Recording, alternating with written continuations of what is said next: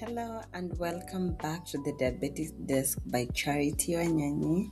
In today's session, we're going to explore something that happens inside our bodies every single day, often without us thinking much about it. What actually happens after we eat.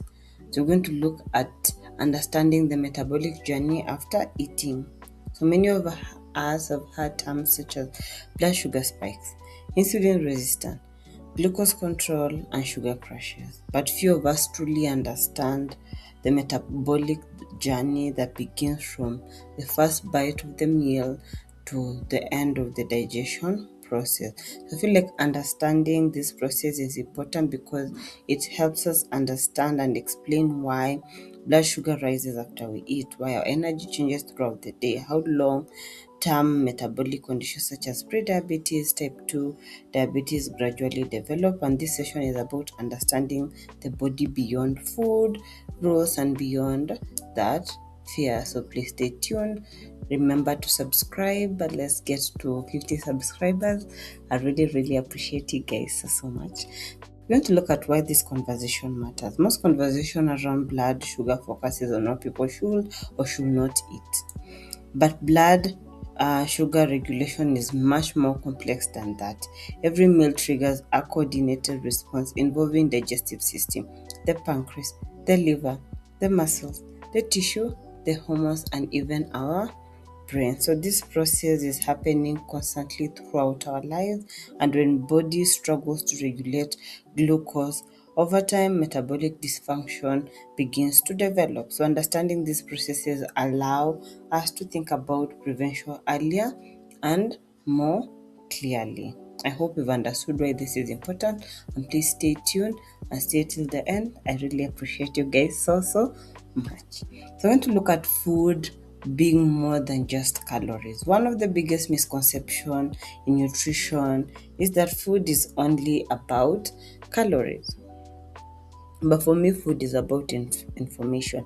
Every meal acts as a hormonal signal, a metabolic trigger, and a source of nutrient and energy for our body. Yeah. So the body must decide what should be used for immediately. Should we be stored? Should we be regulated? So that is what the body must decide, and this decision happen automatically and continuously throughout the day. That's why metabolism is not just about eating less or eating more. It's about how the body responds to what we eat and the environment surrounding the meal. That's why meal composition is very important. So we're going to look at what happens first. That is when digestion starts to begin. So digestion actually begins before the food reaches our stomach. So the body responds through the sight, the smell of food. Like when you see the food, when you smell the food, you start salivating and start preparing your body for eating it. So once the food is eaten, digestion begins mechanically and chemically. Yeah. So from the sight to the smell to the salivation to the release of digestive enzymes, carbohydrates are broken down into glucose. Proteins are broken down into amino acids, and then fats are broken down into fatty acids. So this breakdown allow nutrients to become small enough to be absorbed, and most nutrients are absorbed in the small intestine, where glucose and other nutrients enter the bloodstream. So at this point, the body now needs to regulate what happens next. So our journey continues. We're going to look at glucose entering the bloodstream. So as glucose enters the bloodstream, blood sugar levels begin to rise.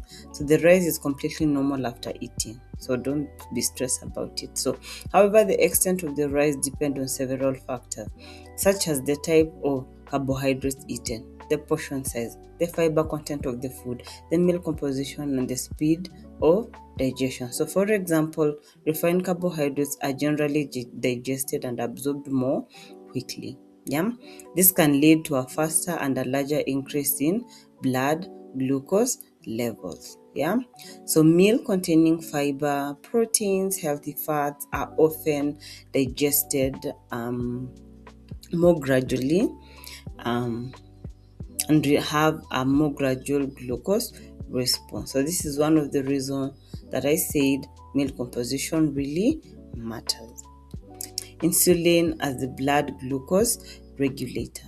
So as blood glucose rises, the pancreas responds by releasing insulin. And insulin is a hormone with a very important role. Its job is to help move glucose from blood into cells, reduce blood sugar levels, and store excess energy. So the key organs that are involved in this are the liver, um, the fat tissue, and the muscle tissue. You can think of insulin as a signaling hormone that it tells the body glucose is available, let's move it to storage or use it immediately. So without insulin functioning properly, glucose regulation becomes so much difficult. So I wanted you to understand the role of insulin in blood glucose regulation. So we're going to look at where does all this glucose go. So let's understand the journey because we've started it. So once insulin is released, glucose can follow several different pathways. Yes. So some glucose is used immediately for energy when you have a low energy reserve and your body needs it. Yeah. So some is stored in the muscles as glycogen, which acts as an energy reserve. We'll look at another episode where we talk about glycogen on its own. So the liver also stores and helps regulate blood glucose between meals. If the body already has excess energy available, some of the glucose may be eventually stored as fats. So if the body feels there's excess energy stored as fat, that's why you end up gaining more weight if you eat too much. So muscle tissue is especially important in this process because muscles are the major sites of glucose uptake. We'll see about this later when we talk about why physical activities improve insulin sensitivity and blood glucose response. So stay tuned. Stay till that slide so that you can be able to understand. So we're going to look at why blood sugar spikes happen. So not every meal affects blood sugar the same way. Let me just be honest. Large glucose spikes are more likely when meals contain high refined carbohydrates. Meals lack fiber or protein. Eating is rushed. Large portions are consumed. Yeah, and physical activity is low. So those are the major food factors. But food is not the only factor that affects the blood sugar spikes.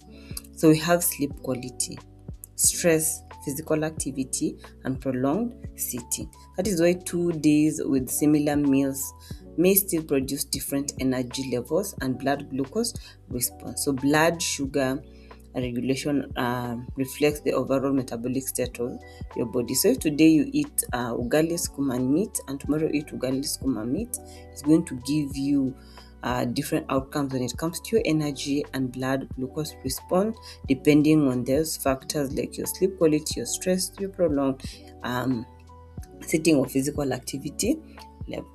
We're going to look at the role of cortisol and stress because we cannot talk about sugar spikes and crashes without talking about cortisol. Yeah, I'll talk about cortisol on its also that you can be able to understand. Stress has a direct effect on blood glucose regulation. When the body experiences stress, hormones such as cortisol and adrenaline are released. These hormones are part of body survival response. When you see something that makes you scared, let's say like snakes, you're going to have a flight or fright response. So the adrenaline is going to push you to run or act when you're attacked. Yeah. So one of their functions is to increase glucose availability in the bloodstream, provide quick energy for you to do that act.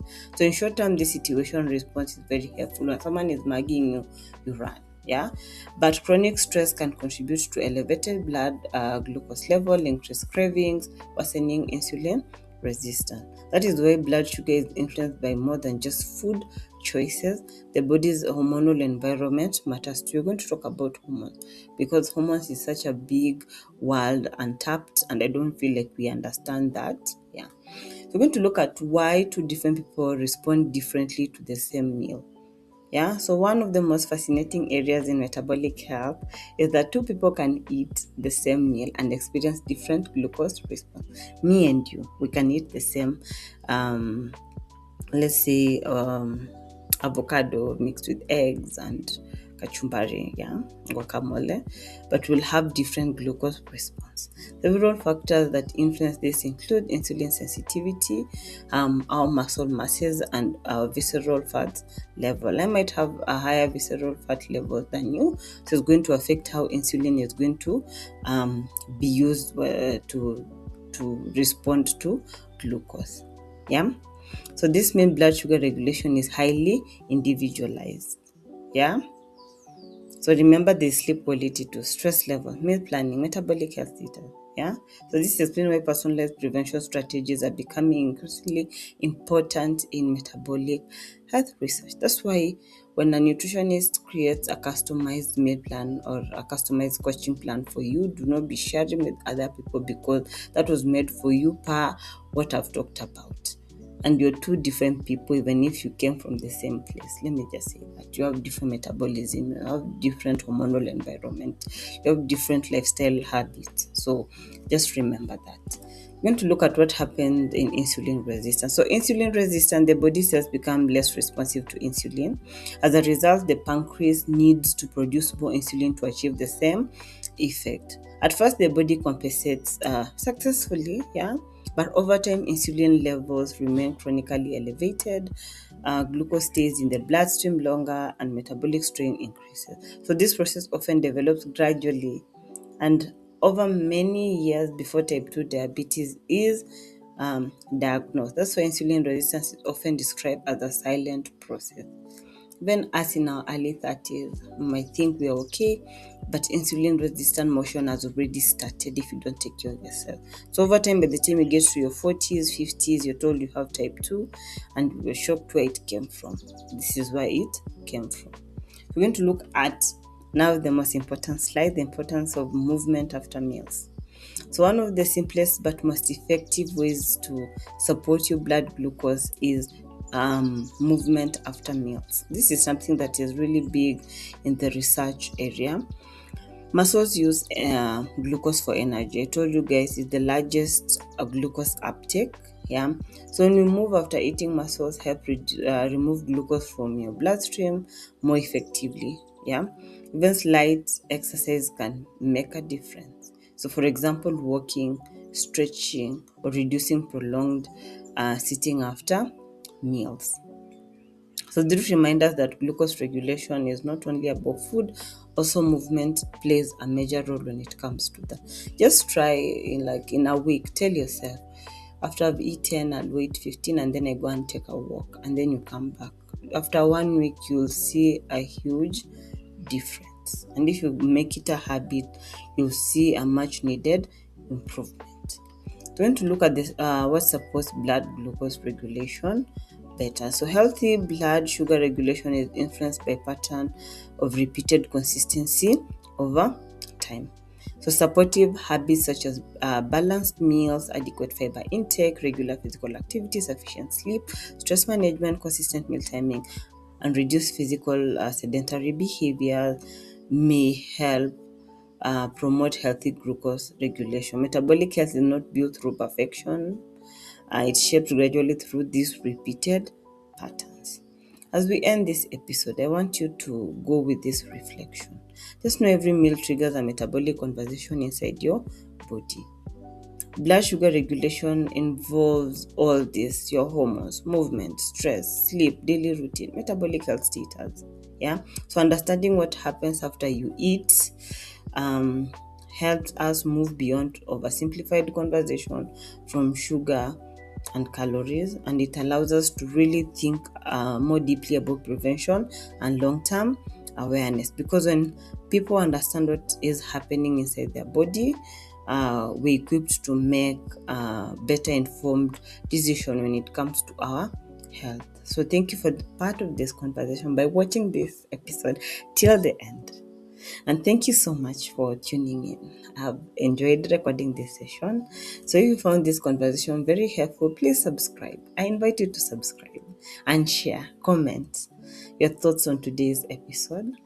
And remember, this episode, this YouTube channel will talk about diabetes prevention, metabolic health, insulin resistance, and sensitivity, and